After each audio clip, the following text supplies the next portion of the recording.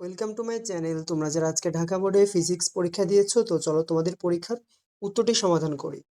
এক, নিচের কোনটি যান্ত্রিক শক্তি? সেটা হবে ঘ গতিশক্তি। দুই, শব্দের বেগ কোন মাধ্যমে সবচেয়ে বেশি? সেটা হবে ঘ তামা। তিন, নিউটনের তৃতীয় সূত্রের প্রয়োগ রয়েছে, সেটা হবে এক এবং তিন, নৌকা থেকে লাফ দেওয়া এবং তিন, রকেট উড্ডয়নে। চার, ক্ষমতা বাই বল সমান কি? সেটা হবে ঘ বেগ। পাঁচে একটি উদ্দীপক দেওয়া আছে, এটার উত্তর হবে আমাদের খ 0.5। ছয়, যন্ত্রটির সাহায্যে এক এবং তিন, উত্তর হবে ঘনকের পরিমাপকৃত ধার 5.4 হয় এবং সর্বনিম্ন 0.0245 পরিমাপ করা যায়। সাত, উত্তল আয়নার ক্ষেত্রে নিচের কোনটি সঠিক? সেটা হবে গ এম থেকে 1 বড়।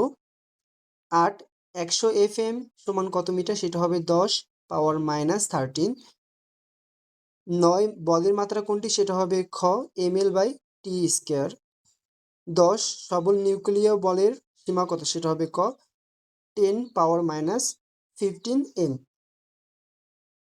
এরপরে দেখো আমাদের 11 নম্বর একটি উদ্দীপক দেওয়া আছে, এটার উত্তর হবে খ 17.14 cm।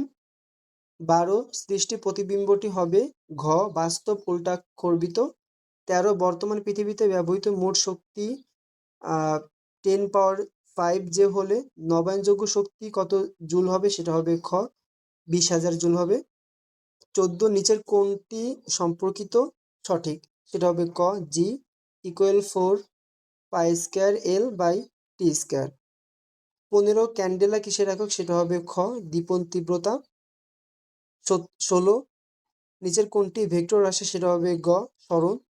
17, উদ্দীপকের বস্তুটির সর্বোচ্চ কত উচ্চতায় উঠবে? সেটা হবে গ 45.92 m। এরপরে 18, বস্তুটির সর্বোচ্চ উচ্চতা? সেটা হবে 2 এবং 3, অর্থাৎ গ 19, উত্তর হবে ক, সেটা হবে 16 গুণ 20। ডেন্টিস্ট দাঁতের ক্যাভিটি দেখার জন্য কোন আয়না ব্যবহার করে থাকে? সেটা হবে গ অবতল। 21, কোয়ান্টাম তত্ত্বটি আবিষ্কার করেন কোন বিজ্ঞানী? সেটা হবে ক ম্যাক্স প্লাঙ্ক। 22, স্থির অবস্থান থেকে বিনা বাধায় পড়ন্ত বস্তু নির্দিষ্ট সময় প্রাপ্ত বেগ ওই সময়ের ক সমানুপাতিক। 23, ক্ষমতার একক হলো ওয়াট। 24, নিচের কোনটি তার দিয়ে তৈরি বাদ্যযন্ত্র? সেটা হবে গ বেহালা। 25, কোনটি অনবায়নযোগ্য শক্তি? সেটা হবে ক গ্যাস। তোমাদের প্রশ্নটি তুলনামূলক অনেক সোজা হয়েছে। তোমাদের কার কটি এমসিকিউ হলো সেটা কমেন্ট বক্সে জানাও এবং যে কোনো সমাধান সবার আগে পেতে চ্যানেলটি সাবস্ক্রাইব করে রাখো। ধন্যবাদ সকলকে। দেখা হবে তোমাদের সাথে পরবর্তী কোনো ক্লাসে।